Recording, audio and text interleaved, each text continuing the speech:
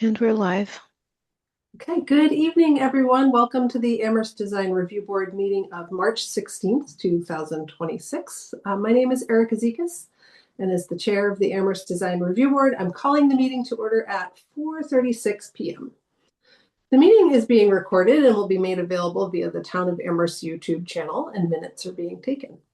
This meeting is being conducted via remote means pursuant to Chapter 2 of the Acts of 2025 and extended through June 30th, 2027, the ability of public bodies to meet in a fully remote or hybrid manner.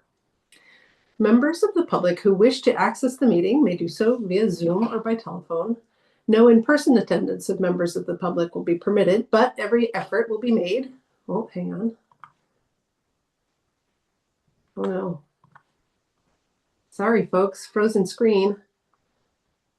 I had a pop-up window, another Zoom. Jacinta, can you kick me out as the additional member of Zoom?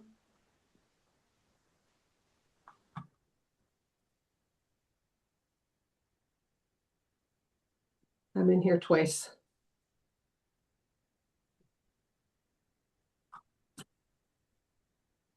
Awkward moment.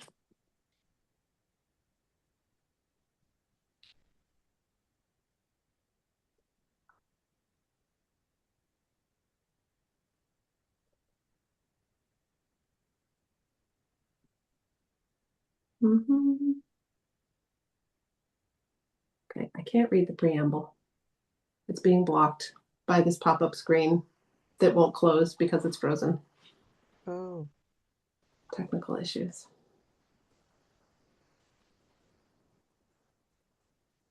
Apologies all.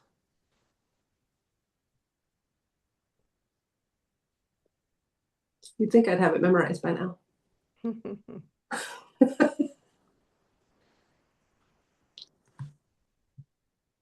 Okay, here we go. Close the program. Okay, here we are. Where were we? Okay. Every effort will be made to ensure that the public can adequately access the proceedings in real time via technological means, and a hyperlink to the hearing is posted on the town's online calendar. Board members, I'll take roll. When I call your name, please unmute yourself, answer in the affirmative. Lindsay Schnarr. Present. Karen Winter. Present. Pat Present. Oth. Thank you. Is Pat Oth here this evening? No. And Karen Blum. Present. Erica Zekas, present. Board members, if technical issues arise, we may need to pause temporarily to fix the problem, and then we'll continue the meeting. If the discussion needs to pause, it will be noted in the minutes. Please use the raised hand function to ask a question or make a comment. I'll see your request and call on you to speak. The general public comment item is reserved for public comment regarding items that are both on and not on tonight's agenda. Please be aware that the board will not respond to comments during general public comment period, but public comment could also be heard at other times during the meeting when determined appropriate. Please indicate that you wish to make a comment by clicking the raised hand button when comment is solicited. If you've joined the Zoom meeting using a telephone, please indicate that you wish to make a comment by pressing *9. When called on, please identify yourself by stating your full name and address and put yourself back into mute when finished speaking. Residents can express their views for up to 3 minutes or at the discretion of the Design Review Board chair. If a speaker does not comply with these guidelines or exceeds their allotted time, participation can be discontinued from the meeting. At tonight's meeting, the board will conduct the following items of business. First, general public comment period. If it's not pertaining to the proposed design standards, and then we'll hear from our applicant, DRB 26-3, 28 Amity Street, Zinnikens Waffles. And then we'll have another general public comment opportunity for topics related to the downtown design standards proposal. And then we'll hear from Dodson and Flinker about that standards proposal, move on to approval of meeting minutes and any other business. So that concludes the The preamble is, are there any members of the public tonight who would like to speak about any topics that are not related to the downtown design standards proposal? If so, please let us know. We don't have any members of the public present. Okay, great. Well, then we will hear directly from Zinneken's Waffles, and then I'll ask again in case anybody shows up prior to the standards review from Dodson and Plinker. So a Mr. Walter Fredericks is joining us.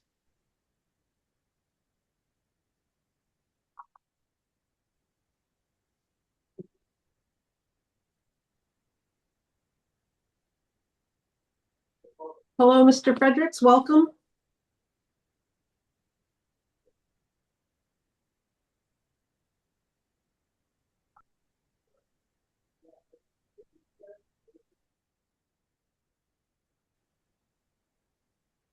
Mr. Fredericks, can you unmute and let us know if you can hear us? Okay, there you go. Welcome. Thank you. I had myself unmuted 10 times, but it didn't work. We're all technical issues abound tonight, so welcome. Usually we ask our applicants to walk us through their proposal. Jacinta is able to share her screen and any materials that you've provided to her, if that would be helpful.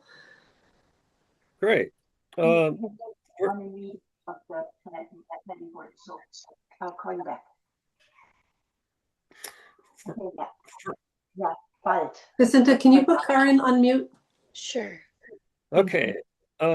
This is a new business at the Amherst Cinema building. You've probably visited or walked by this particular storefront. It's right in the middle, about 50 feet before you get to the cinema. It's a small furnishings with our hope is to open a franchise, which is the fourth one in the Zinneken franchise. It's a Belgian waffle house. It's mainly caters to, well, I'll give you an example, Harvard Square, and then a couple other campuses in Connecticut and some other places near students.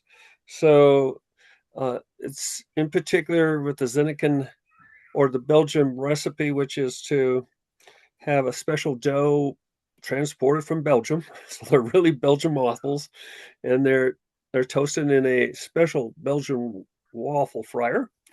And it's various, I call it a dessert bar, but the owners will probably slap my hand for that. Any case, it looks like dessert to me.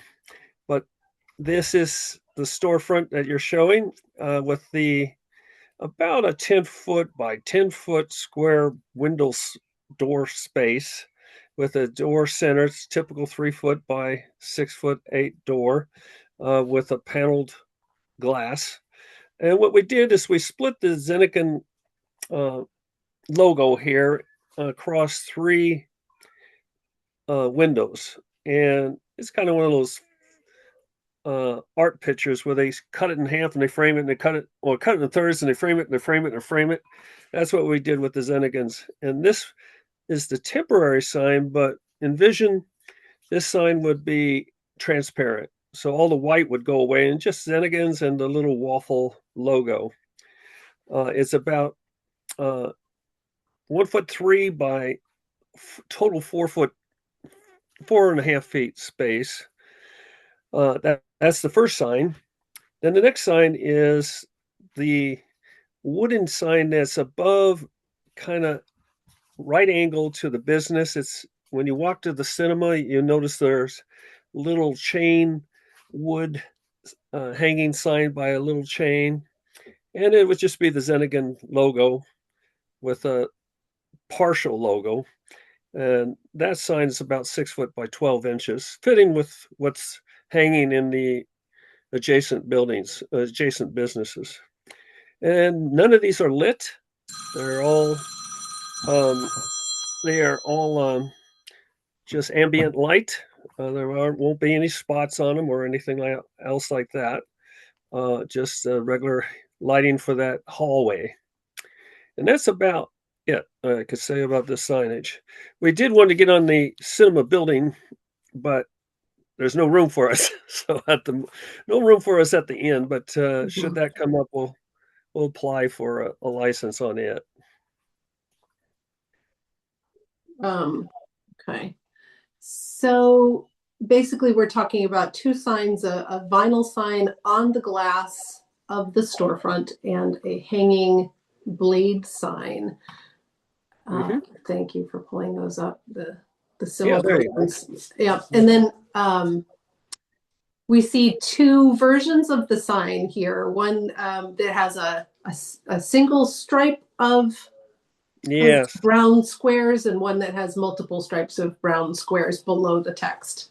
Yeah, I would like to make it bigger, but it probably won't get into headroom problems, but it would it would be different from all the rest of the signs and overtake the other Mhm. the ambience of the other signs. So it's Yeah. just cut short. Okay, so the hanging blade is Yes.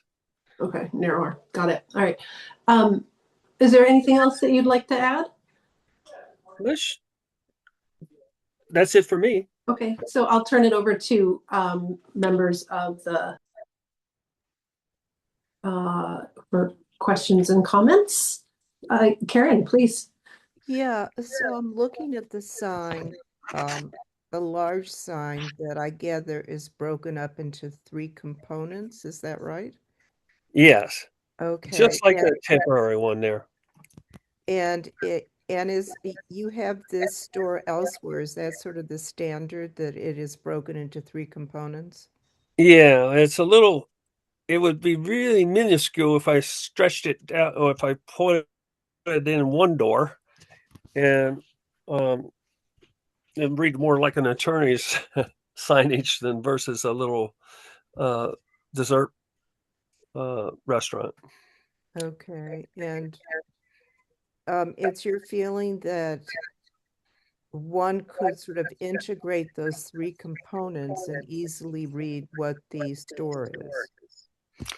Well, we don't exactly reaching for them to know what the store is exactly. It's kind of like one of those montages, like you get it, when you see it, and it just sort of works, and it kind of keeps people guessing. That's why we put the temporary up to give people a flavor of the place. It's just a little one off.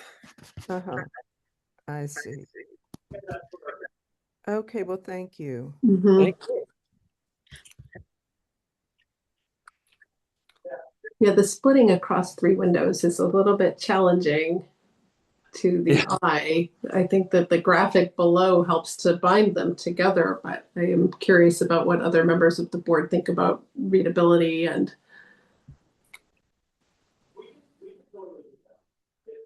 Lindsay? I think that's a really compelling graphic. I like the font of the lettering. Lindsay, I'm having a hard time hearing you. I'm wondering. Let me try that again. Is that better? Oh, much Okay. better. I think it's a really compelling graphic. And I like the lettering of the signage.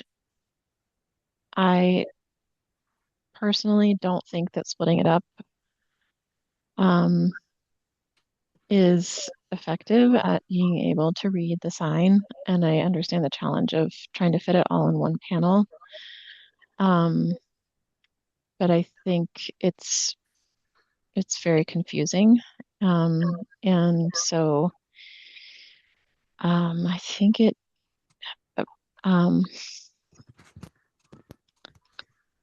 there are a few different approaches that I could imagine.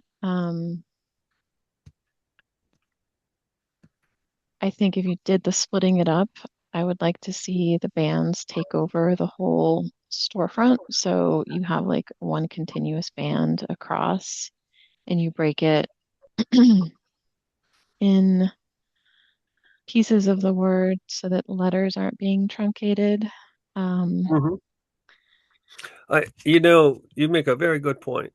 I was going to stretch it a little bit wider to fit the letters, just so that the letters would be equal Mhm. on each piece of glass. And this was kind of a trial sign, but you make a good point. Splitting the N in half, right down the inside, was kind of silly.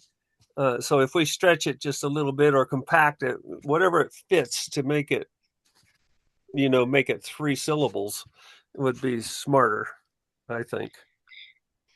Yeah, and I think if I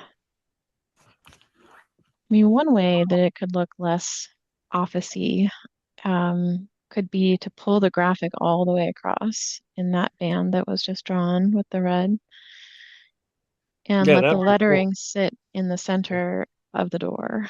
Uh-huh. And I understand that it's small, but I mean, you could even put it on all 3 windows and let the graphic be the band that ties it all together. Or if we've seen some people do the name of the establishment in the middle, and then like what you serve. So you could do like waffles and pastries or whatever you want to highlight that you offer on the left and right storefront, so that your lettering maybe in the middle is the name of Zinnikens, and it's in big block letters, and then you have, smaller lettering on left and right above that continuous band of graphics. Mhm. And that might help really focus people's eye on, okay, this is the name of the place, Zinnikens.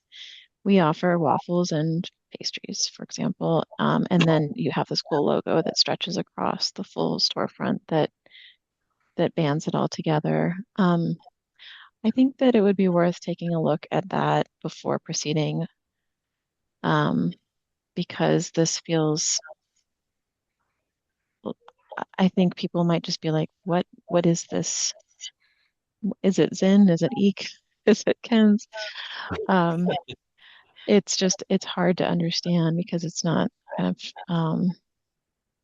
because it's not all together.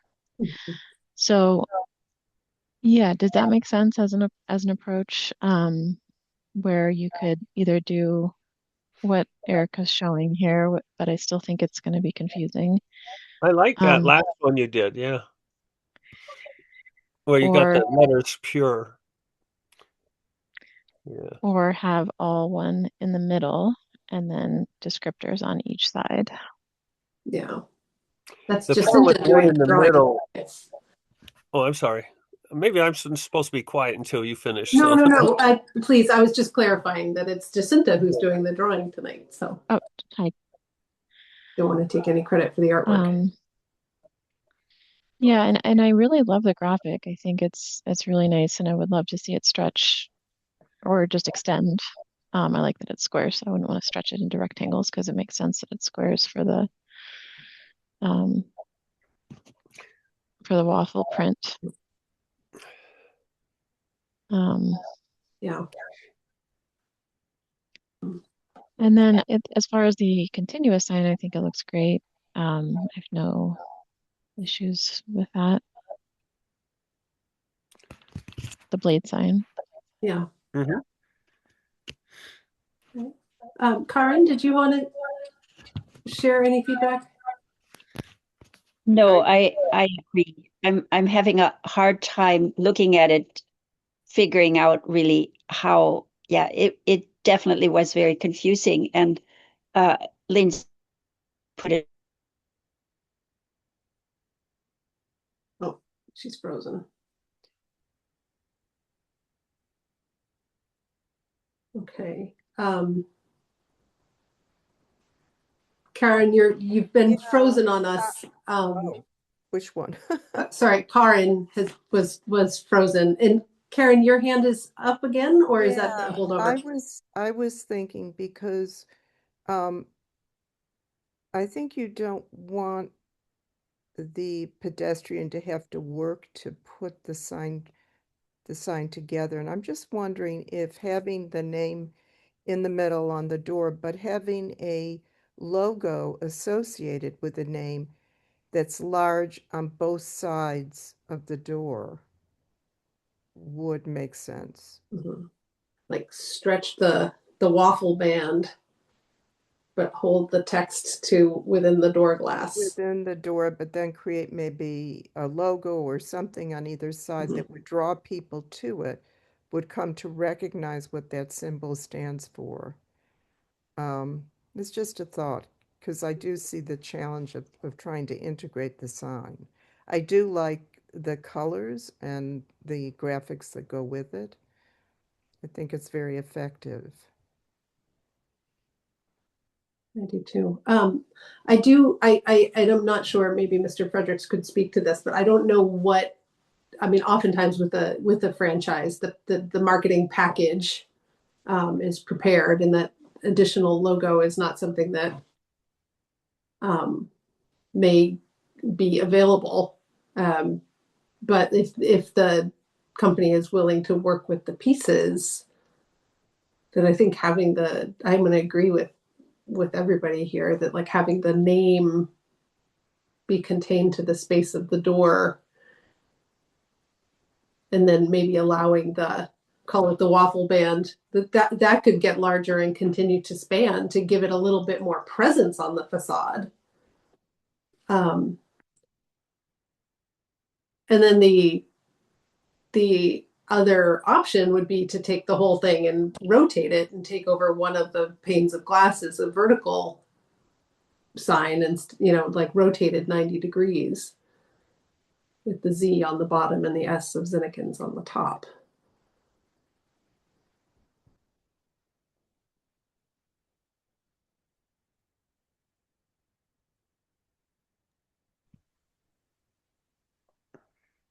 Mr. Fredericks, any thoughts on the comments that have come thus far? Yeah, one thing I'll point out is this particular temporary sign, we're not stretched out completely on the middle door, and that will fashion, see how NEKE is, there's another 4 inches on both sides of that. Mm-hmm. And it's just because the paper worked out the way the paper did, not so much that we couldn't stretch it to still fit. But that would give a Zin and then Neke and then ENS on the right side, which is still the points you're making. Just that still is confusing from a real concrete level versus an abstract level, right? And from a logo perspective, it's okay. We can cut it up. But from a company franchise, we make it smaller and fit on one door, the word Zeniken on one door, and then leave the waffle abstract on the bottom would change their logo. But I don't think our franchise is, they're just getting started, right? The last 3-4 years, they got 3 successful stores, but they're not really pushing us on like McDonald's, with the napkins with embolded, Happy Meal or something. So they would accept the board's direction if it is confusing. That said, I like the idea of the customer guessing, but that's me. I like abstract art, so maybe that's my prejudice. But here nor there, I'm happy to please the board with what they come up with. Now, one more point. See those 2 chains? You see one chain in the picture? Yes. They could look right up there and see that marquee on both sides of the and say, "Oh, that's Zinnikens." So they can see the full picture, maybe not the full abstract underneath the word Zinniken, but they got it. They can so they can take the confusion and the fun right out of it. But those are my points. Thank you.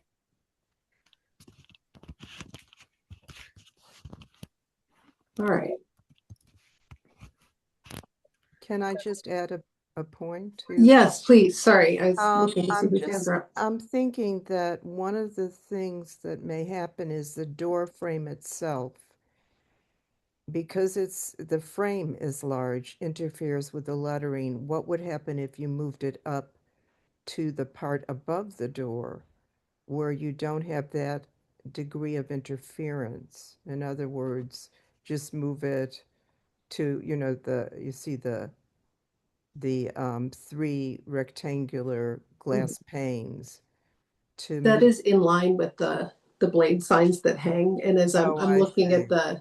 I see. the elevation of the neighbors on this row, and everybody's got their signage on the door or on a single pane of glass. Okay. So I think the readability wouldn't advantage the readability to have it up high, Karen. Okay. But I think it's a great suggestion. Yeah, I think I'm a little uncomfortable with the splitting the word up across the panes of glass.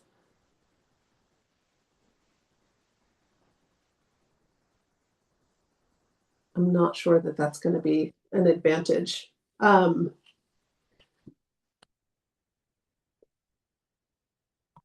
My sense at this point is that we may need to see some other trials. I like the elements of the logo very, very much, but how they fit on this facade, I'm not confident about at the moment.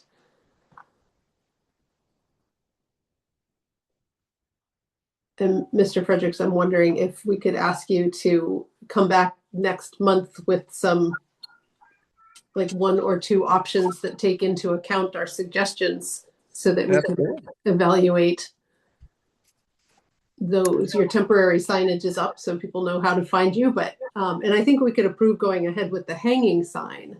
Yeah. Okay, absolutely. That's a good idea. I have a bunch of ideas in my head how to make that work, and Jacita already drew some of them for me. So It's great. she's on the fly. Okay. So, but yeah, that would be a great idea. It's not going to hold up the opening, let's put it that way. And the temporary would be a perfect time to try a little bit different too, and see what it looks like. There you go. Yeah. All right. So should we, board, can I ask for just is my proposal, which is not yet a full motion, is that sitting well with everybody? Okay. All right. So I'm going to, just for the sake of time, I'll make this motion. So I'm going to make a motion to approve the hanging sign as proposed and ask the applicant to return next month with options to for new options for the window sign that make the signage more readable. Right. I'll give you 2, 3 of them. I'll put down everyone we've talked about. Let's put it that way. Excellent. And anything I can think of. Okay. And just for formality's sake, could I ask for a second and a vote? Okay. Karen Blum mouths the second. And so all those in favor, we put our hands up. Thank you. That's everyone. All right. Mr. Fredericks, thank you for your patience as we make sure that Amherst residents are able to read your sign, and we will see you in April. You're welcome. We'll see you all later. Appreciate it. Thank you. Take care, everyone. Have a nice night. And thank you, Jacinta. Okay. Jacinta, are there any members of the public who would like to speak tonight on the topic of the Design Review Board standards or anything else? I'm gonna give it a minute. I see a new face name in the attendees waiting room, but I don't think that they want to speak because their hand's not up. So I'm gonna say no. We can just move on to the presentation itself because no one has their hand raised. Okay. And I think our planning director wanted to introduce himself tonight. Right. Okay, so I'm gonna bring Jeff in first. Excellent. And then Peter Flinker.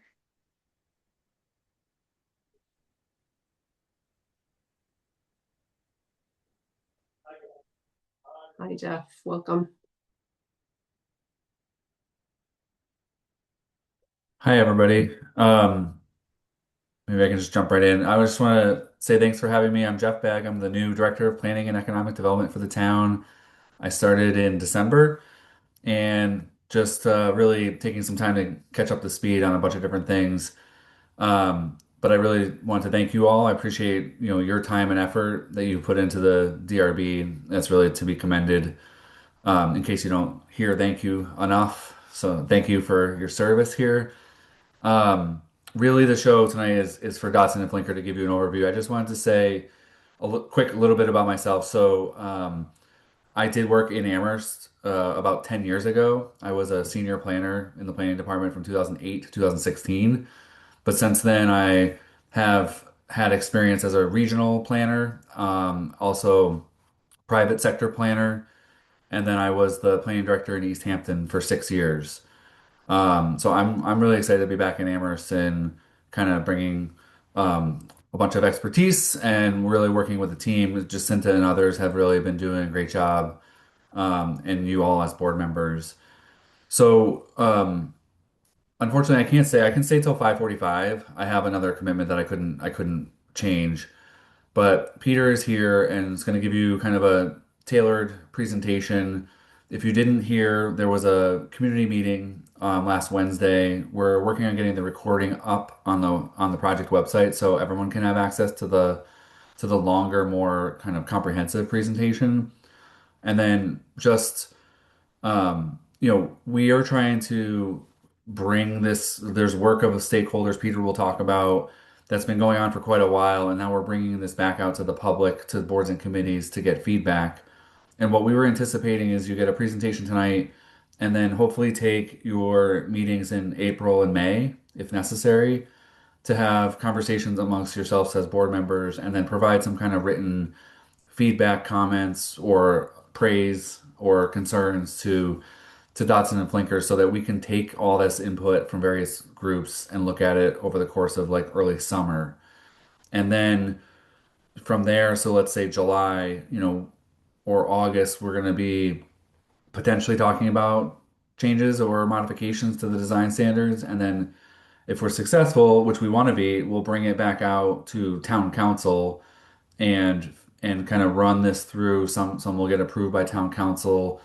Some would end up potentially as zoning changes, and some might be rules and regulations or guidance, for the DRB, the planning board, and others. So we have kind of a long rollout here, but you're the first committee to get this kind of tailored presentation from Dotson, and then Dotson's going to be presenting to the planning board. Also this week, the historical commission, the Commission for Persons with Disabilities, um, and the CRC. I think those are the main committees that are going to get this secondary review opportunity over the next couple months. So hopefully with that, I'll be quiet. Thank you for what you do, and I'm just here to listen and kind of shepherd the project through with Jacinta. So thank you. We're really happy to have you. And Jeff, and actually, Peter, maybe you're going to speak to this as well, but could you remind, and just for any members of the public who might be listening, the many ways that people can provide various levels of feedback? There's an Excel spreadsheet that lives online, et cetera, et cetera. Yeah, I'll just on the project website, we're trying to tailor it so people will look at each volume and really focus on what's been prepared and presented and then provide comments on that. So that's an opportunity. And then we will probably have another community meeting sometime in, say, July or August, where we can sort of show all the information that's been gathered. So there'll be another really broad opportunity for public input, but we're using that online comment form as our primary tool right now. But Peter can probably talk about that in more detail. Thank you. Thank you. Actually, I can't. I think what you said is about what I know. Yeah. Great. But also, I mean, just all things being equal, if anybody wants to talk about it, they can email us at dotsonandflinker.com. Great. Thank you for being here. We are happy to hear your presentation tonight. Members of the board have been, we've all had access to it. We can pick up a printed copy at Town Hall of volumes 2 and 3. But you're going to walk us through the big picture tonight. Yeah, not going to spend as much time as we spent the other night, but hopefully give you the overview. I mean, Okay. part of this process, I mean, the structure of the document with the 3 parts is really a tool for you and other boards and committees to use. And so part of this outreach is to see if that tool is crafted the right way to be usable. But the idea is,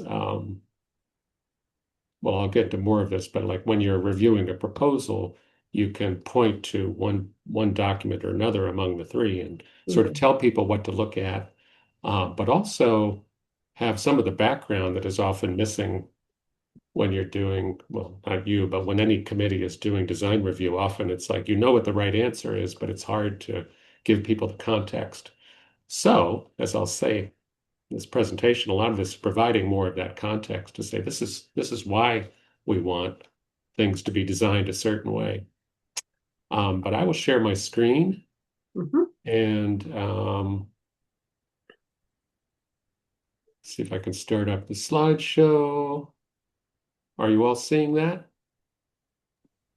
Yes. So Design Review Board, March 16th.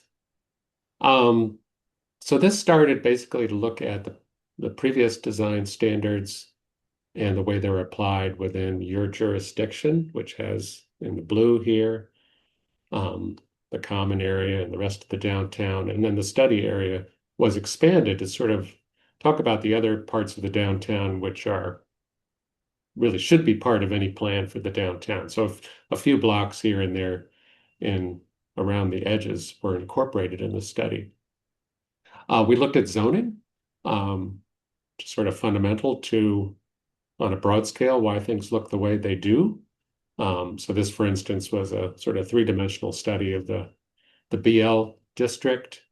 And what we discovered in the BL particularly is that the minimum lot area per unit and the additional lot area needed for any additional units basically means that that district is built out. You really can't build anything new there. You really can't increase the density over what's there already because there's simply enough space. There's not enough space. So that was kind of the beginning of a realization that some of this is about design standards, but a lot of what we're recommending is really about also changes that need to be made in the zoning to allow the kind of density that fits what we've been told is really a shared vision for the downtown. We also were asked to look at the streetscape conditions, basically the part of it's public right-of-way, part of it may be private frontage in front of the buildings, but it's really kind of the public streetscape between the curb and the buildings. And we started out doing a lot of measuring and photography, and as you can see, this is one of the cross sections to basically describe what's there now and how it works and how it fits together. So we went up and down and did a number of these along the street. We had sort of informal visioning, this one at the farmers market, asking people what their vision would be. And then we did a kind of a workshop or a charrette weekend, starting with a site walk on a beautiful day. Had a lot of people walking up and down the downtown. And we sort of split up into different groups to talk about what's working, what's not working. There was a lot of discussion of the wayfinding signage and whether or not that works or not. And of course, a lot of discussion about new and old development types. That was followed by what we call a listening workshop, which is basically getting people to talk about what works and what doesn't work in the downtown. Took a lot of notes, made a lot of stickies on plans. And then the following day, we had sort of more of a physical visioning workshop, including this sort of tabletop model where people could take buildings and move them around, basically to experiment with what would happen if you filled more of the parking lots along the street frontage with attractive buildings Where could you put the parking to make up for what you might be losing? How could you redevelop certain blocks to sort of promote the kind of economic vitality and expansion of housing opportunities that the townwide plan talks about being necessary and that the townwide plan says is desirable in the downtown? How do you do that without ruining the things that people love about the downtown? Particularly it's the small open spaces and the historic buildings and just the funkiness of that existing environment. We also did some online surveys, including 2 visual preference surveys, one on sort of buildings and one on streetscapes. Got pretty good response. A lot of people, as you can imagine, rated the traditional sort of downtown buildings as the highest, most desirable, and the best fit for the existing character of Amherst. On the bottom is sort of the least desirable buildings, which, as you may not be surprised to hear, that a lot of people have somewhat negative view of some of the newer apartments at the north end of town. And then it's sort of mixed as to some of the, I guess, contemporary attempts to combine sort of contemporary style with traditional style. And I think, we heard a lot, and so we're trying to reflect that in the guidelines. Provide, particularly in the areas of downtown which are less historically coherent, to provide people the flexibility to do really interesting new buildings, but to encourage the richness and sort of dynamic visual character that you have in the historic parts of the downtown. And then, as you might expect, people love a rich, interesting streetscape, particularly if it sort of pictures that evoke a sense of a place where you'd like to be. It's shaded, it's comfortable, there's places to sit, interesting people walking by, something delicious to eat or drink, and then a sense of order with a clear sidewalk pattern and a clear place for sitting, a clear place for entering the buildings, and so on. We had 8 meetings with an ad hoc working group composed, as you can see here, intentionally with people from a variety of backgrounds, town staff, UMass and Amherst College, developers and business owners, as well as residents. And not surprisingly, we had a lot of very interesting and lively conversations talking about how best to sort of balance the different needs of the downtown.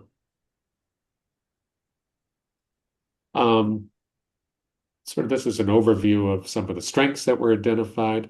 Obviously, the wonderful mix of the historic downtown core and the wonderful open spaces with the Common and Sweetser Park and now Kendrick Park.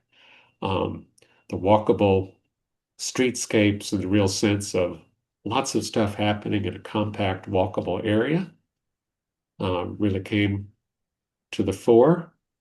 In terms of weaknesses, people identify generally parking lots as being a necessary evil, if they are evil, but something which doesn't add much. Once you park your car, it doesn't really add anything to the downtown other than it has value of holding your car. And then some challenging intersections where people felt tend to impede flow of pedestrian traffic back and forth, and then areas where there's a lot of traffic and issues occasionally with pedestrian and bicycle safety. We heard a lot about sort of inconsistent sidewalk treatments, areas that are, might have originally been accessible but are not very accessible, the kind of awkward and unused and inconsistent design of the terraces and ramps and so on. Some areas being too dark at night, and adjacent neighborhoods not being very well connected. Some of the opportunities, basically, I think people saw the south end of town and the historic area around the Common is pretty well beautiful, consistent, let's protect that, and the identified opportunities which expand as you go north to redevelop some of those parking lots, redevelop some of the older mixed-use buildings. And then a lot of people pointed to the area west of Kendrick Park as an opportunity for infill and redevelopment, particularly for more housing. Other people looked at that and said, it's fine the way it is. Let's not lose those historic houses. Why do we need more development anyway? And that conversation continued throughout. One of the things which we realized is that a lot of your existing design review regulations basically asks for more of the same. Sort of says, design this building to be compatible with what's around it. But what we discovered, not surprisingly, is that there's a very consistent pattern around the common. But in other parts of town, it's very diverse. Even before the new apartments came in, there was a lot of different design going on. And it's hard to say this is the pattern which you should conform to or try to emulate.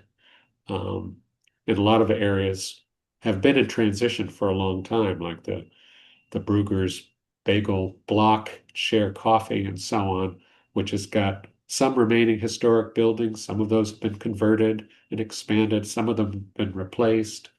Of course, in the North End, you have an area which was much more dominated by cars and car dealers and gas stations 50 and 60 years ago and remains sort of an area in transition. And then you have Kendrick Park, which is fairly new, and then the area west of Kendrick Park, which is still evolving.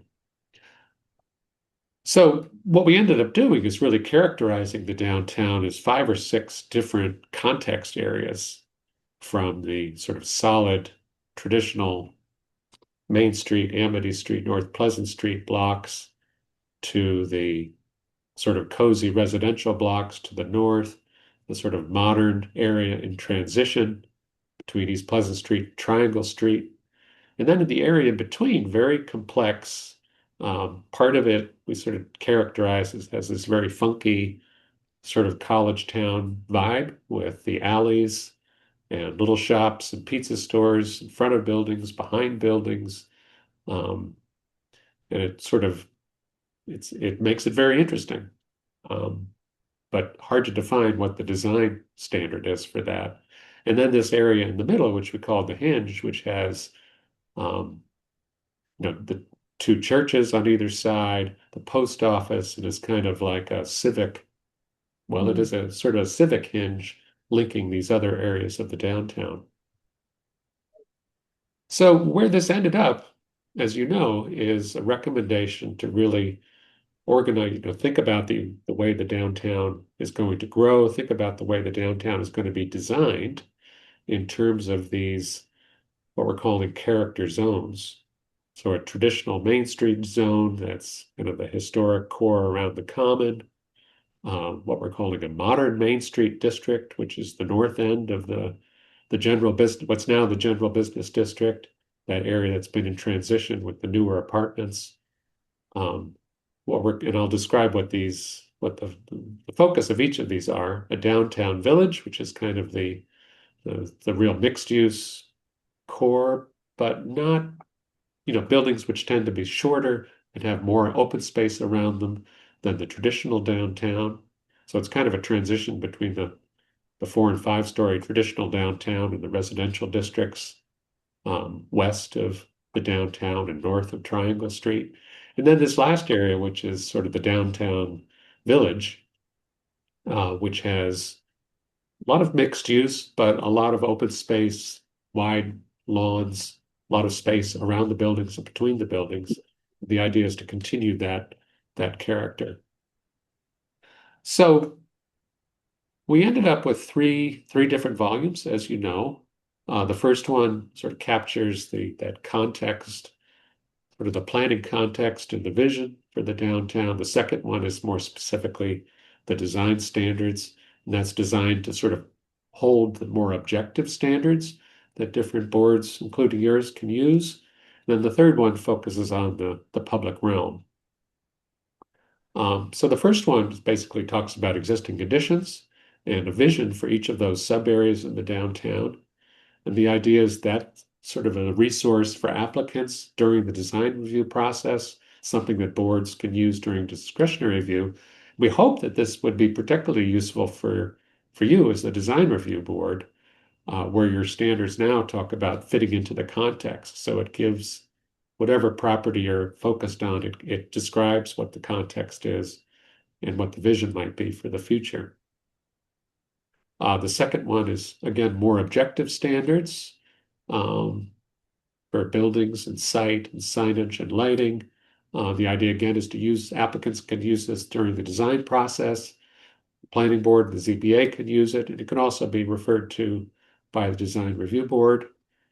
Some of this needs to be adopted into zoning. Other parts could be adopted either into zoning or rules and regulations, and also could be adopted separately by the design review board. And then the third one, basically it focuses primarily on the space between the curb and the buildings. It's designed to be used by the DPW when making improvements and to applied to development projects when that project will disturb the space between the building frontage and the street. So the first volume, which you've seen, I hope, really starts with the discussion of the historic development of the downtown, particularly the sort of the downtown core. I think this visualization of the eras of development really says a lot. You have the darker rose colors, or the oldest buildings, the sort of the traditional core, and then as you get toward the north end, a lot of that was built after World War II. And then you have that, the question of the area west of Kendrick Park, older buildings, but a lot of them in transition, a lot of them have been converted to multifamily. And the question remains there is, how much do we hold on to both the specific historic resources of individual buildings, but also the character of that? Or do we need to say we need space for more housing and we want that to grow? So the big message is that the working group never arrived at a perfect consensus about that question. Do we want a lot of housing and big buildings, or do we want no more growth and keep the historic buildings in place as they are? But I think we did agree that there is a balance which most people can agree to between those two poles, and that's what is represented in the current proposals. So basically, some growth in what's now the BL, maintaining the existing zoning densities in the BG, but tweaking the design so that instead of a 5-story building right on the sidewalk, you might have a small setback and a little bit of a step back on the upper story, so it's not looming over the sidewalk so much.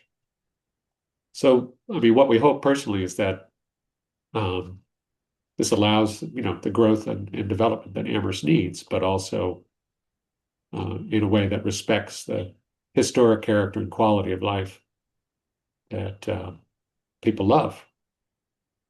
So a lot of that is based on analysis of existing massing, the way buildings work historically, the way some of the newer buildings are working. We did a lot of work, as you can see here, on sort of defining setbacks and how buildings relate to the street. And then we also, following and during the public charrette, we worked to really set down the values of the community as represented in this vision statement. So I won't read it all. You could be glad to know. But basically things which focus on, again, a balance of needs and a balanced vision for the future of the downtown that is really welcoming to all people, which means perhaps more housing, more diverse housing, but is also livable, both for existing residents and the people surrounding the downtown. so you're not having an undue burden. One that allows for buildings to be replaced so that you can have prosperous new businesses and development activity and tax base, but also balances that with the comfort of people who maybe don't own property, don't own a business, but are visitors. Because we know all of those things working together is what makes a downtown successful. And then aspects like resilience, which wasn't talked about much in the previous plan, but could be another kind of a touchstone in terms of we value a downtown that is resilient in the face of climate change, that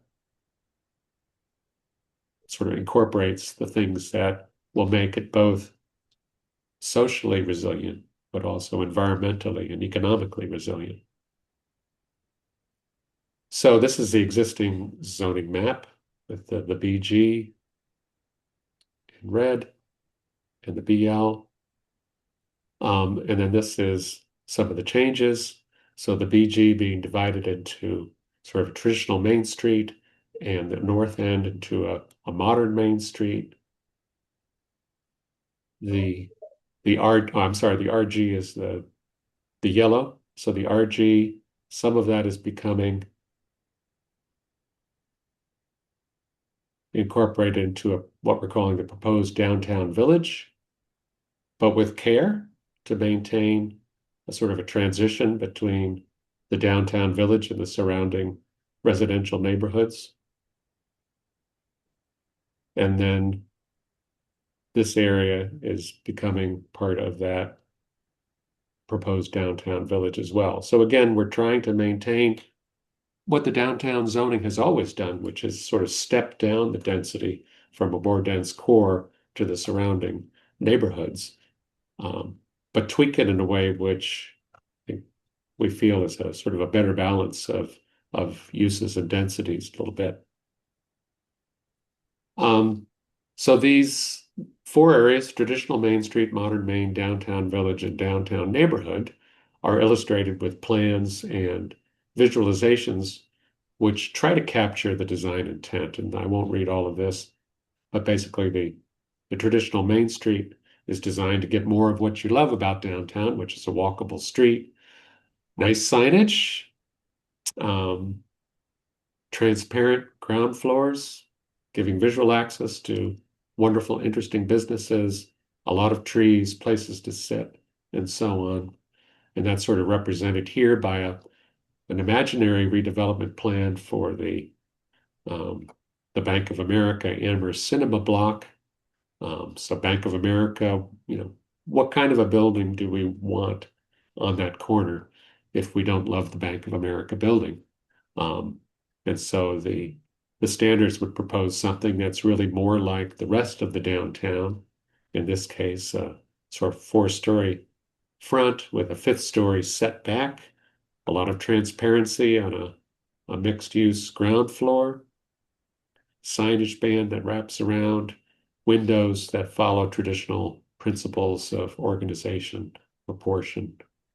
And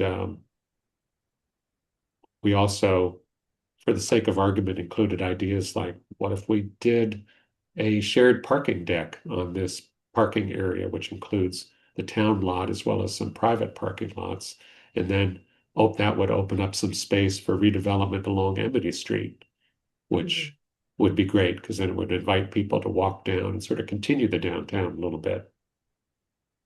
And pointing out precedents like the Amherst House, which used to be on the site of the Bank of America building, examples from other areas, which it doesn't have to be an entirely traditional, historic building, but something which again follows those principles of, strong structural elements that make sense in terms of columns coming all the way down to the ground. A lot of transparent glass, especially on the ground floor. A wonderful streetscape, again, with places to sit, shady, wide sidewalks, and wonderful, attractive entrances to buildings. And we did hear immediately after one of the presentations, what about birds hitting all that transparent glass? So that's something that we hadn't heard before. For the modern Main Street, it's basically the same idea if you squint your eyes. A wonderful walkable streetscape with places to sit, a lot of shade, outdoor cafes, and so on, but then less of an attention to traditional architecture and more of an openness to some things that might be more contemporary. But still to have massing, which breaks up the buildings in ways that traditional buildings are broken up, that provides clear identification of entrances, clear, consistent signage bands and signage treatment as you walk down the sidewalk, and other things which maintain the utility of this environment for all the different uses that are going to be there. And then really encouraging people to do interesting things like what if Prey Avenue or Prey Street becomes, curbless festival street that you could close off in the summertime and allow activities to spill out on the sidewalk and into the street. Seems like so we're really trying to encourage an environment where great things can happen, right? The downtown village, which again is sort of that transition area, sort of going north from the post office across the street. So there, the idea is to have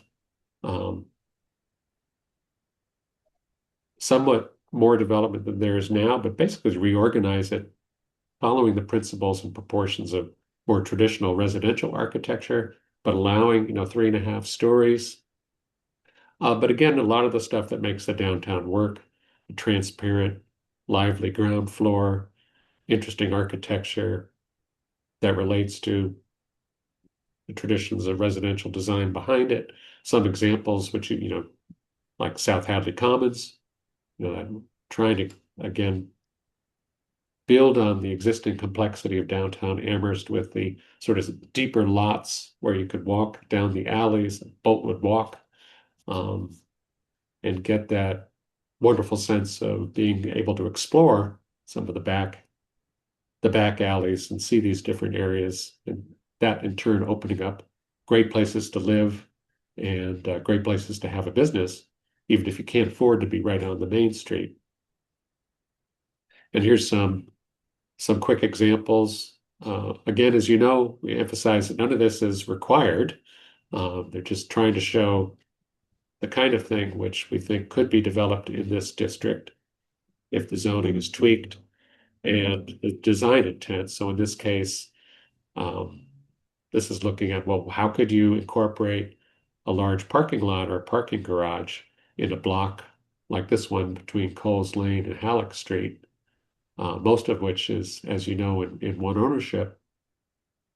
How could you incorporate a large parking garage that would open up more opportunities for business and residential uses? And how could you then organize those uses in a way where you could get that interesting sort of second layer of activity with an interior courtyard, pedestrian connection that would look something like this, perhaps, where you're coming from Pleasant Street, coming and discovering these interesting interior spaces. And then this one on the right is sort of looking at keeping more of the existing buildings, which are shown in gray, and maybe taking more of a tack of let's add on to those, let's add on to the rear of those. Maybe instead of a large parking garage structure, we have townhouses and apartments with drive-under parking. And how could you design those in a way that helps support the rest of the downtown? And then, also steps down as it gets back toward the existing residential neighborhood into the west. And then finally, the downtown neighborhood, which is these sort of areas west of Kendrick Park and north of Kendrick Park, and some of the sort of transitional zones on the edges. And the idea here is to, as it says, to foster a walkable residential neighborhood that maintains its historic charm while accommodating modest infill, and particularly sort of a growth in the so-called missing middle housing types. So as seen in this illustration, keeping the existing buildings along Kendrick Park, adding some infill, and then adding another row of sort of walk-up apartments in the back with parking connected together, as shown here. So this, again, the existing buildings are gray, the new buildings and additions are in brown. So it's just a concept of let's connect basically an alley that connects all the parking in the center of the block, which allows you to close off some of the curb cuts along North Pleasant Street, make that more attractive and walkable, and then open up opportunities for, 2.5, 3-story buildings in the rear, which then could, provide a modest level of housing.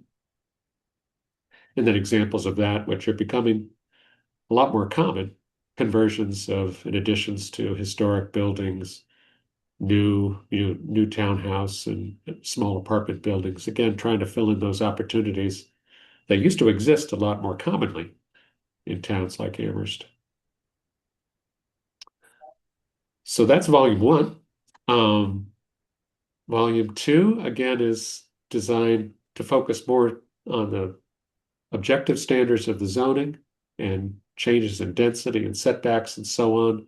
So it talks about the topics include zoning map changes and zoning changes, including front setbacks and height and step backs and so on.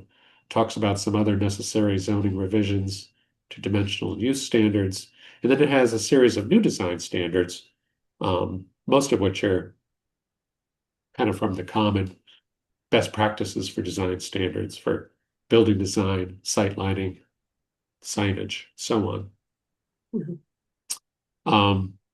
The proposed zoning map is basically more like what you would call a regulating plan, particularly in that it has sort of distinguishes different frontage types. So ground floor commercial is required on North Pleasant Street and Main Street.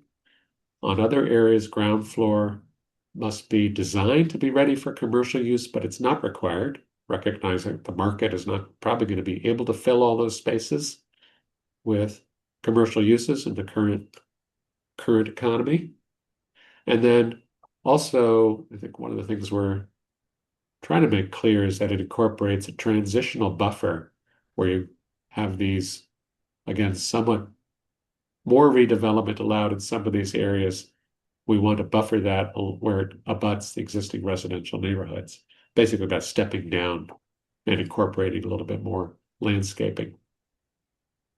We also talk about sidewalk widths and sort of setting classes of widths that would relate also to the, both to, again, private developers who are rebuilding a sidewalk, but also to volume 3 about the streetscape. So this is an example of some of the changes for the front setback.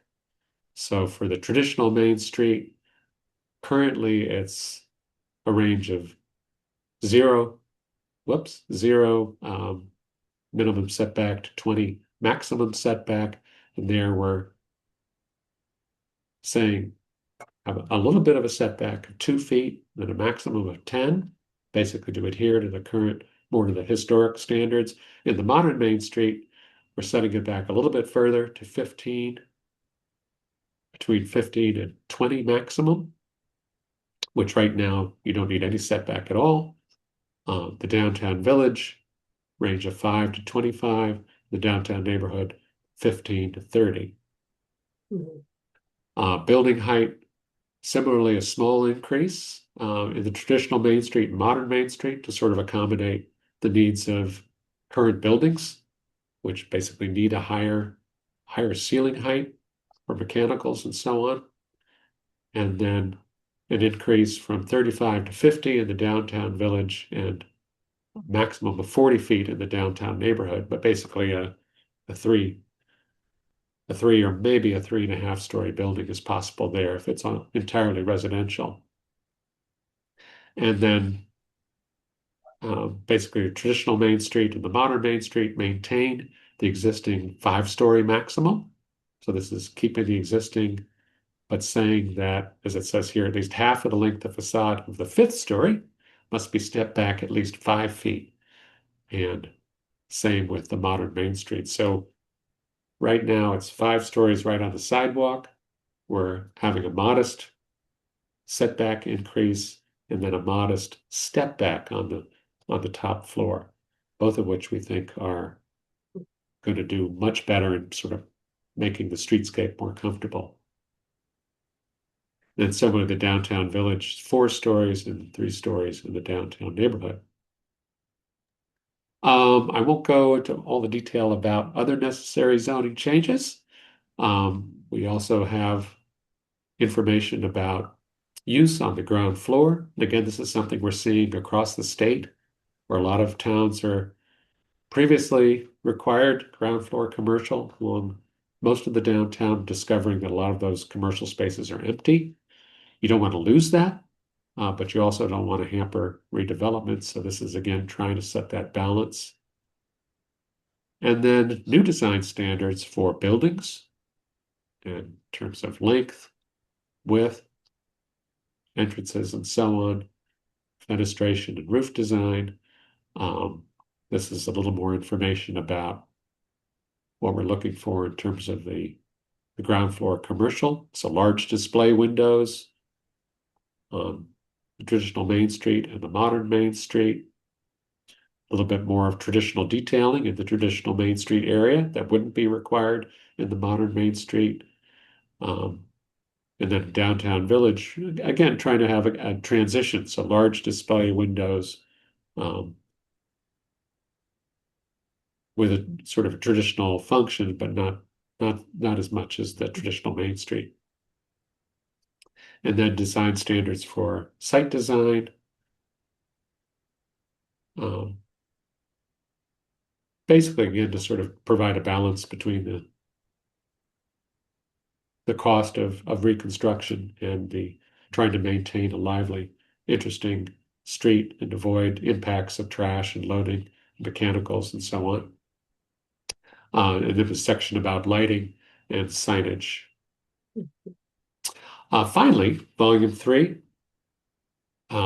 is about the public realm. And again, this is, both to help the DPW, but also sort of get everybody on the same page, whether they're public or private, on redeveloping the sidewalks over time. And what we've heard over and over again is the sort of challenges to the existing streetscape environment, worn and older pavement, competing uses, sort of using up space, interesting, funky things that people put in to resolve the transition between the sidewalks and the street in the front of the buildings because of the grade changes on North Pleasant Street, issues with sort of maintaining the functionality of the spaces in winter, and then the ongoing exploration of design with the new buildings, particularly on the north end, with a more contemporary aesthetic.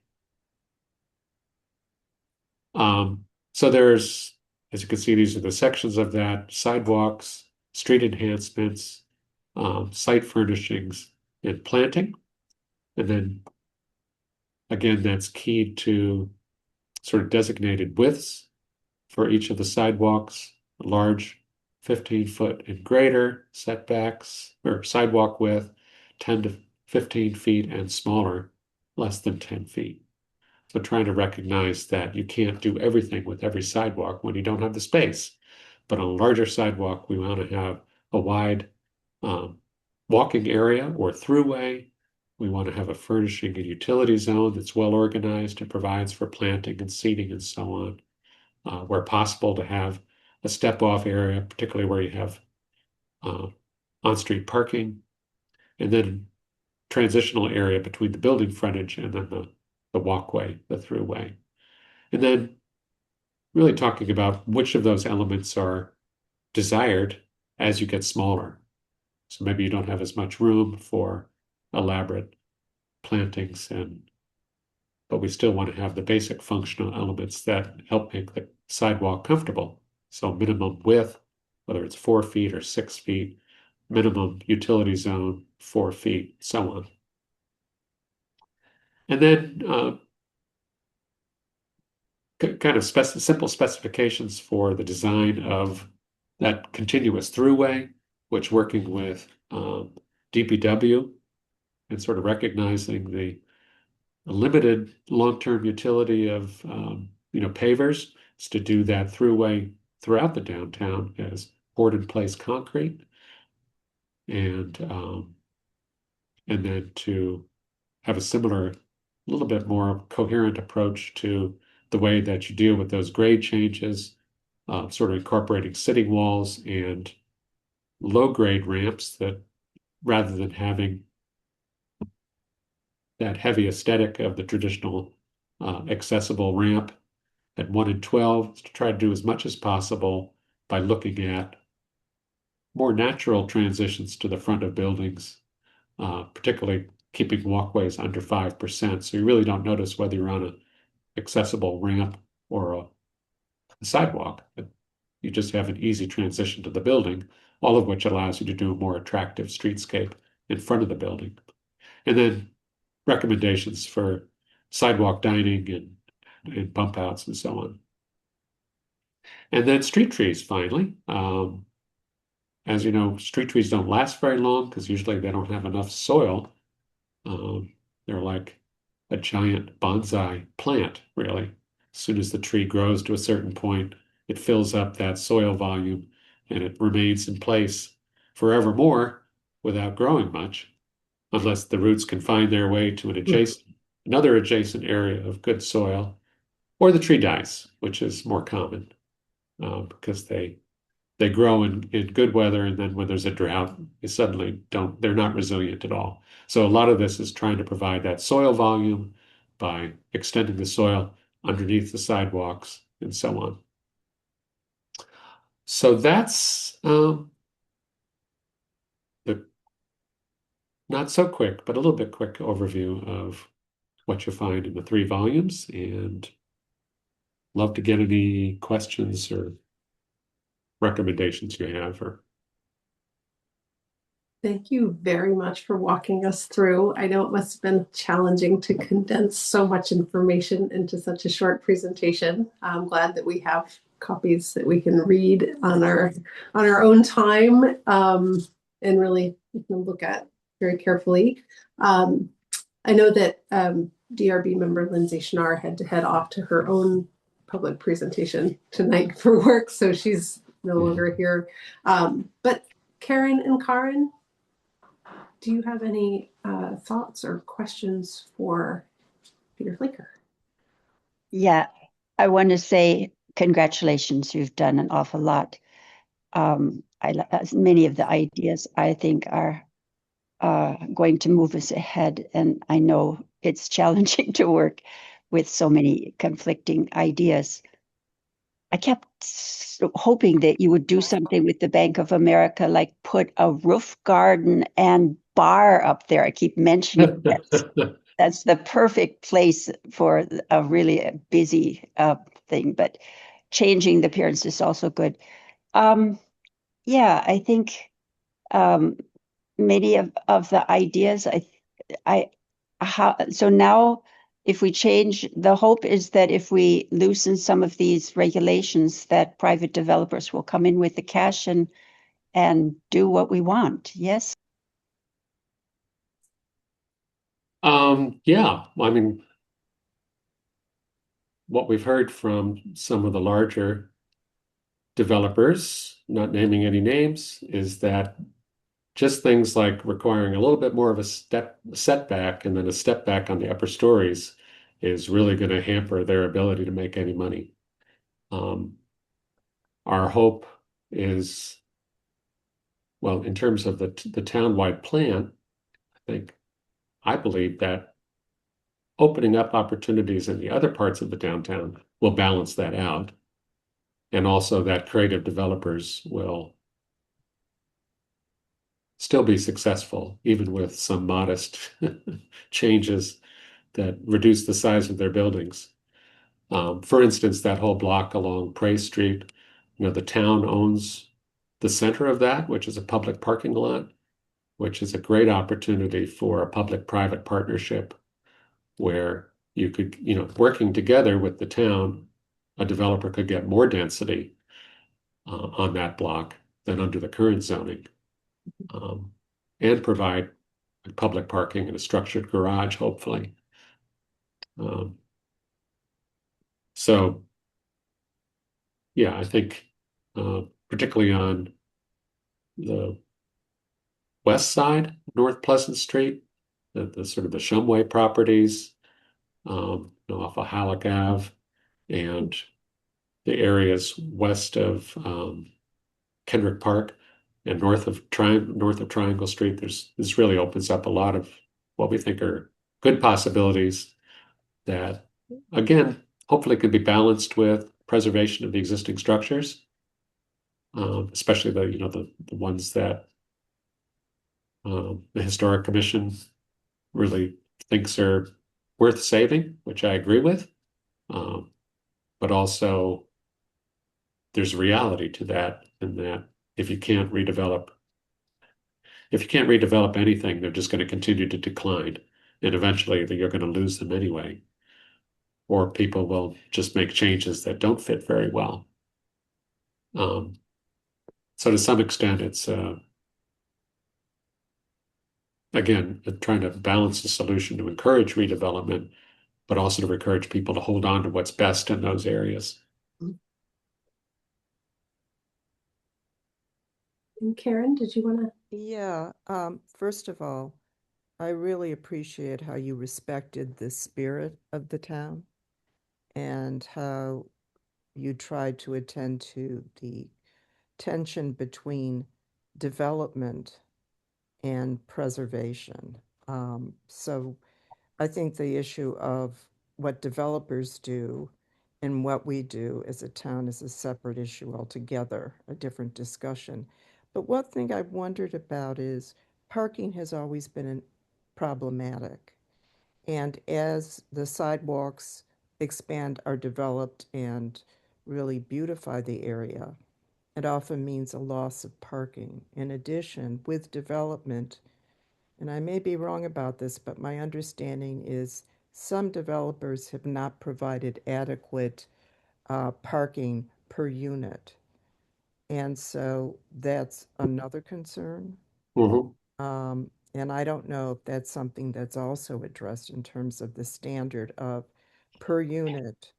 I think at one point it was 2 parking spaces per unit. I think in a recent development, and I could be wrong again, it was perhaps 0. I'm not certain, but I do think this tension between parking and beautiful spaces is really present.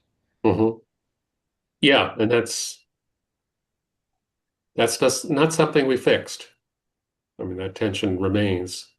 We've heard from residents in some of the surrounding blocks that they feel like the developers of some of the new apartments didn't provide enough parking, yet the town allows the residents of those new buildings to purchase parking permits.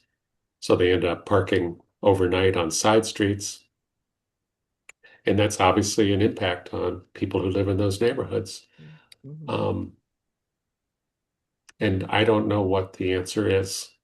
I think, as we showed in our vision documents, we're trying to encourage a level of development that'll allow developers to build structured parking, as some of them have, but which could include also public parking as part of it.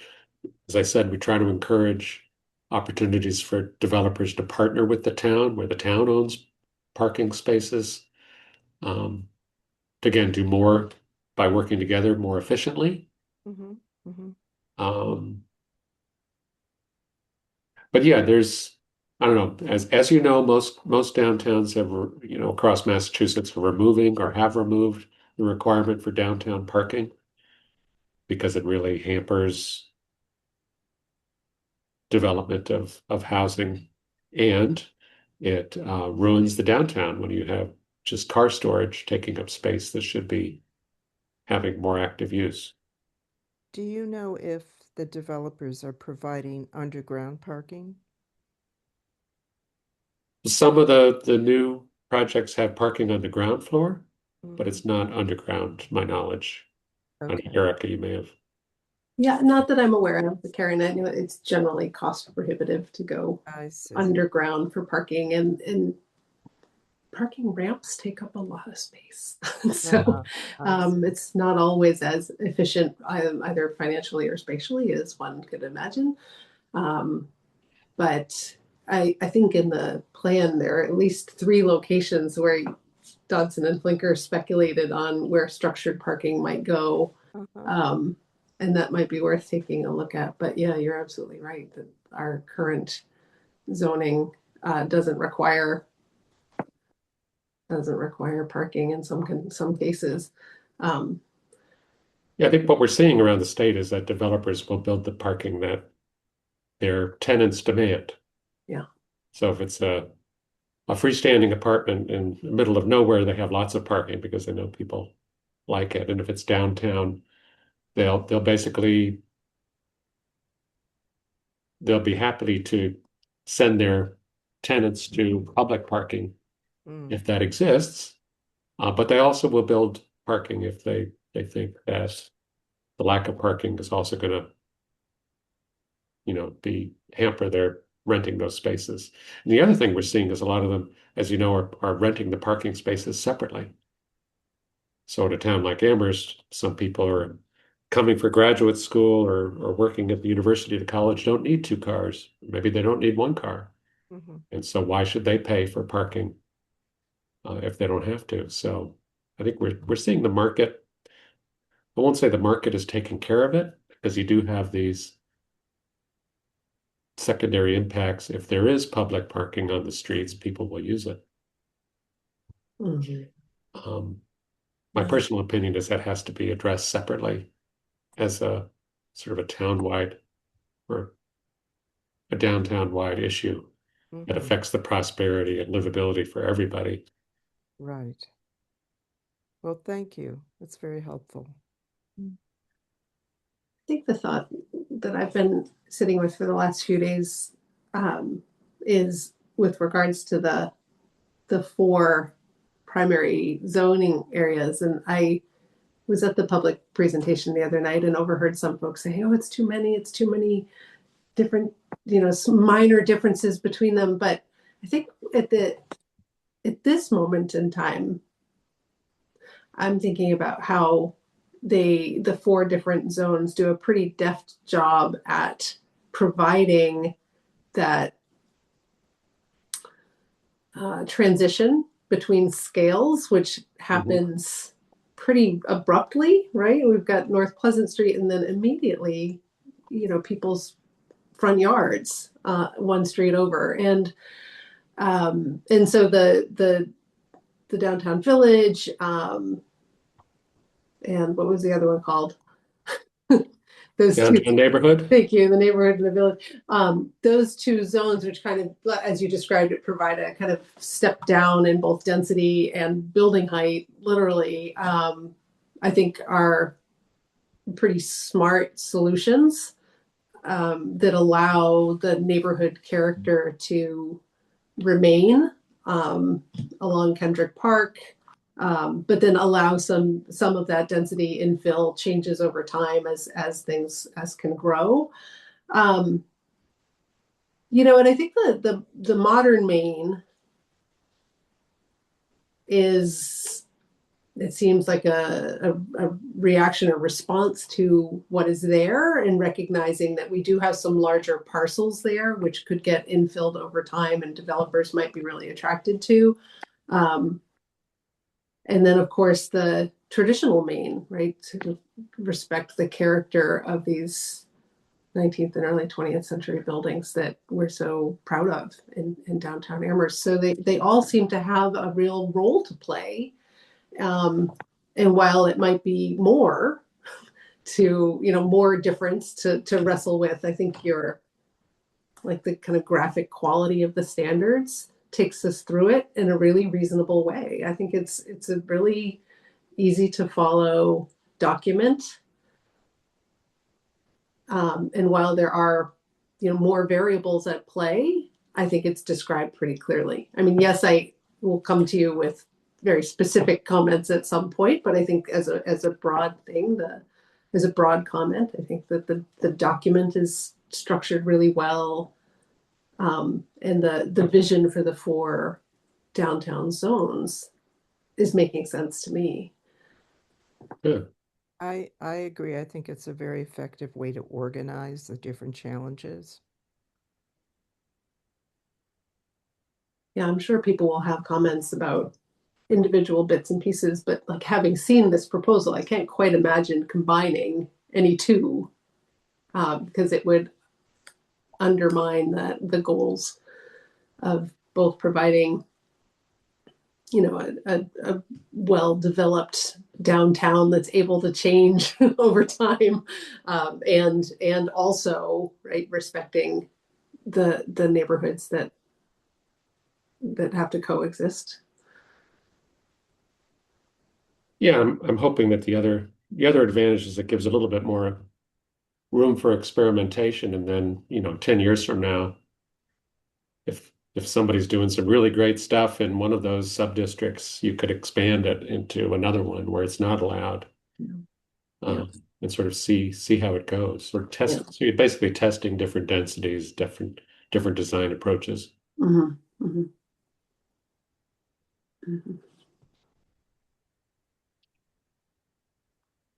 I think our board's primary volume of concern is probably volume 2, and I think at our next meeting, we can have a deeper, perhaps more detailed discussion about actual components of the package. I think that we will probably also have things to suggest about volume 3, just because they're so closely tied together. And in that chapter, I'm particularly impressed by the clarity that you bring to describing all of these different widths. I mean, accessibility in Amherst is a real issue for folks. Crossing the street, crossing bumpy sidewalks, navigating elevation change, all of those things. So I'm really glad that that's in there and that's foregrounded. Good.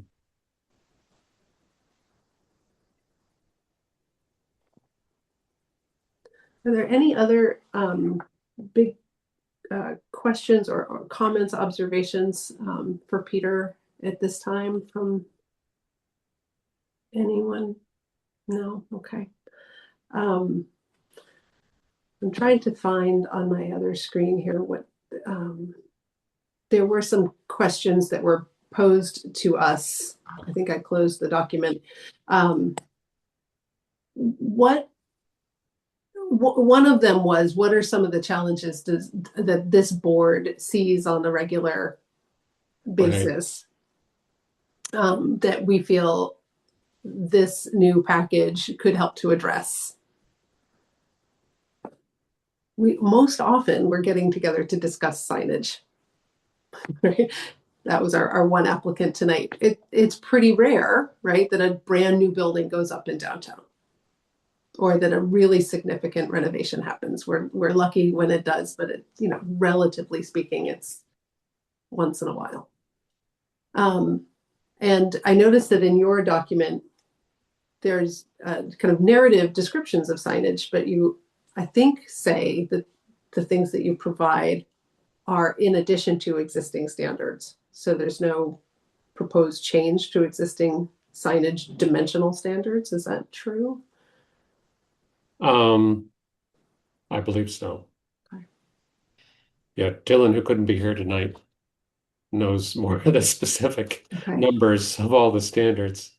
But I think they're basically staying the same. Yeah, so if there's anything you would suggest that you'd like to change or emphasize, we'd love to know that.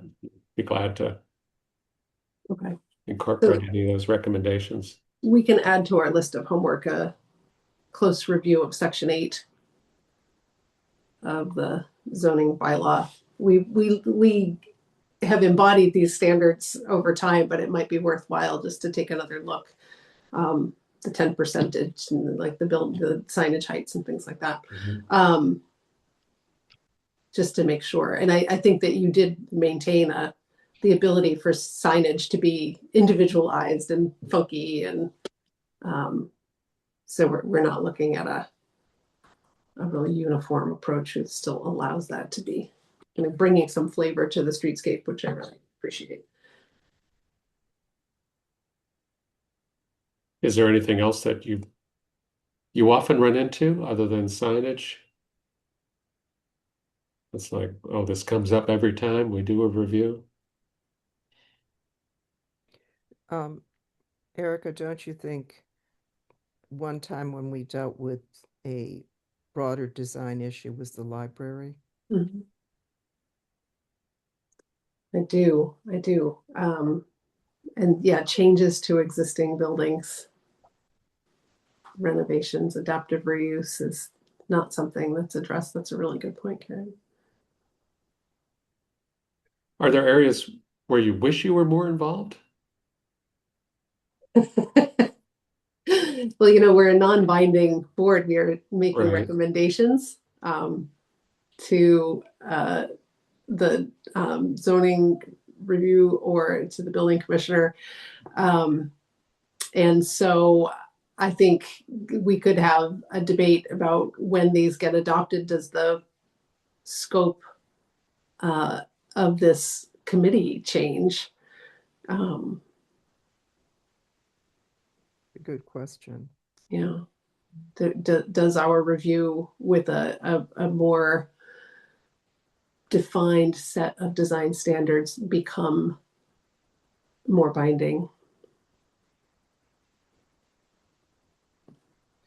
I think that's particularly true, especially since the vision that you've presented, which is a very appealing vision, may not match the goals of a developer. And so there's that tension between those two factions. And how does that get resolved? And it would be interesting to know do we have any role in that? What would our role be? Yeah, you can easily go down a rabbit hole, of course, Yes. if you spend as much time with every developer as the fellow you were just talking about signage with,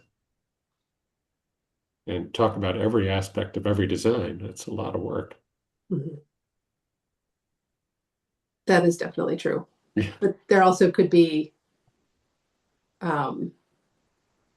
multi-stage reviews and things like that, so that it's not, a lot of folks come to us when it's a done deal.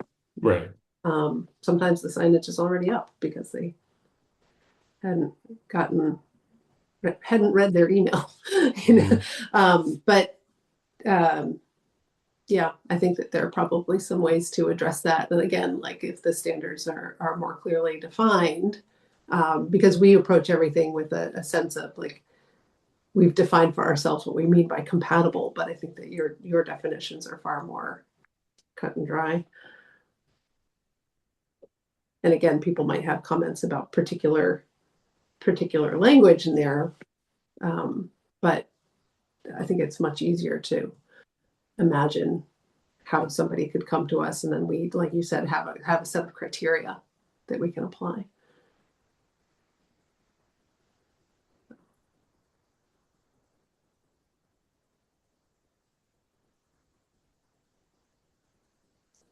All right, folks.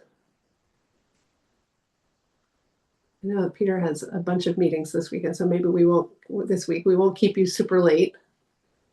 Well, I'm sure, yeah, we'd love to get any more detailed comments you have, or reflections on what you'd rather be doing in these meetings, or as part of the sort of general discussion of the future of downtown Amherst. I'm sure Jeff would also love to talk to you about your role more in general going forward. Yeah. Well, I will definitely have on the agenda for April's meeting further discussion about this packet.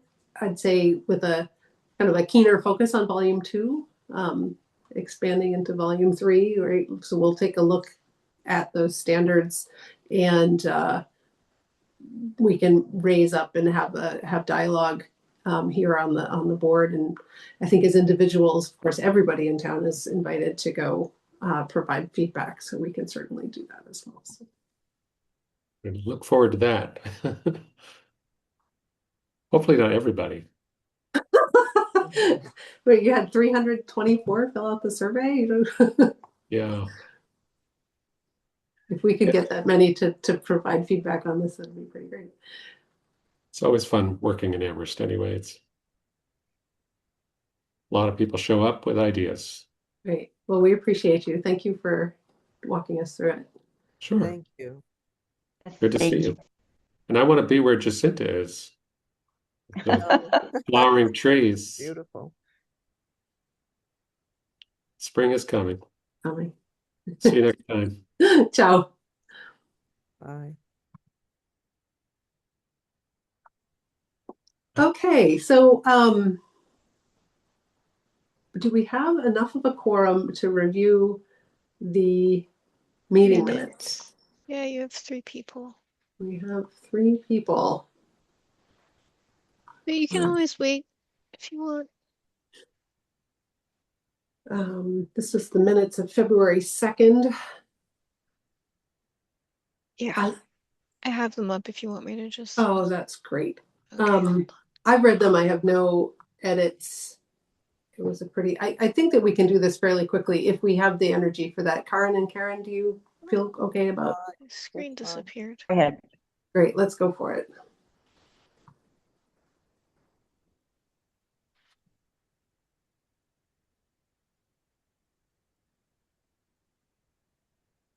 And this was Coronation Cafe's expansion, which we approved with no changes, and Dulces by Vera, where we provided general approval with a couple of suggestions.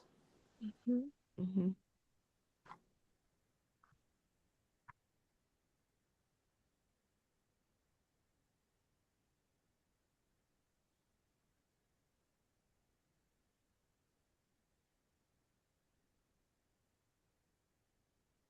Looks fine to me. Okay, Karen's nodding. I will stop sharing. It's fine. Okay. Motion to approve. Is there a second? Second. Thank you. All those in favor, let us know. Raise your hand.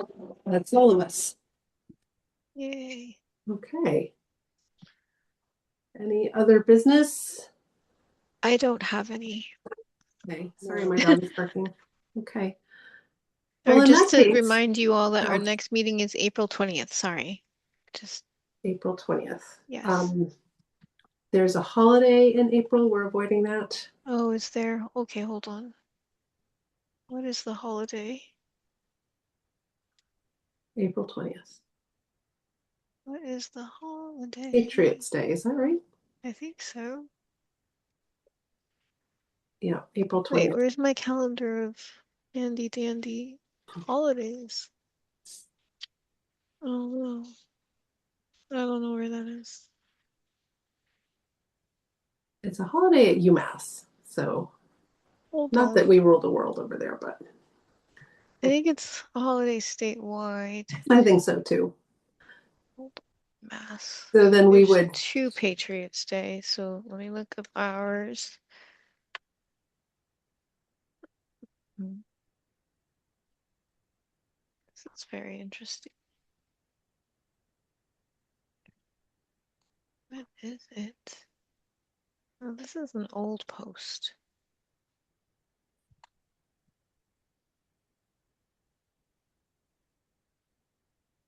Okay, Massachusetts holidays, school calendar. You can always count on the school calendar. Let's see. 3rd Monday in April.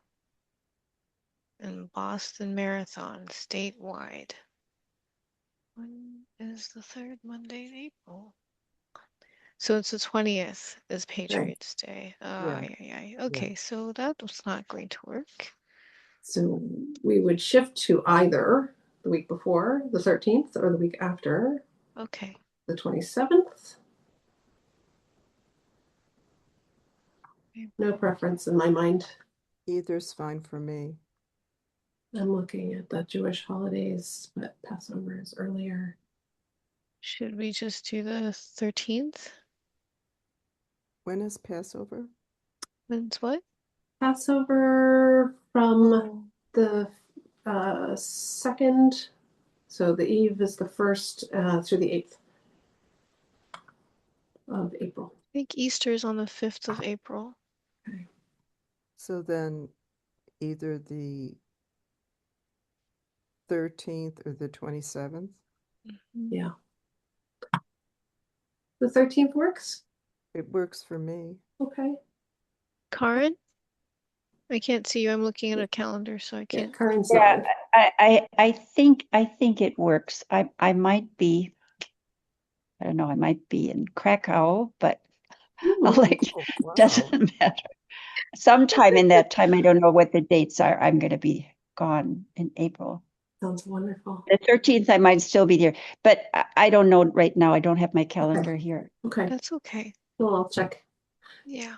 So All we'll right. say roughly for the 13th right now. Okay. And Okay. we'll, if that's not going to work, then it'll be the 27th. So we can put the word out Yeah. to the group. Okay, fantastic.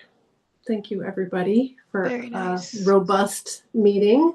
Our homework is to do a close read of Study the that. standards. Yeah, and this, Yeah. and we'll come Yeah, together and have that conversation. Yeah, interesting to see if we could get through this design review some more specific sort of things that we could hold people to. That would be so great. And you're right, and have a little bit of power. Yes, Maybe. that would be nice. Yeah, Yeah, to sort of think about our role in all of this. right. Agreed. Instead of, yeah, being sign experts. It's always There's nice to so get much the more inside than scoop, that. though. All right, I'll have a lovely evening. We'll sign All off. right. Thank you, You Yacinda, too. for sending everything. Thanks. You're Yeah, thank welcome. you. Have a great week. Appreciate Bye. y'all. Bye. Bye.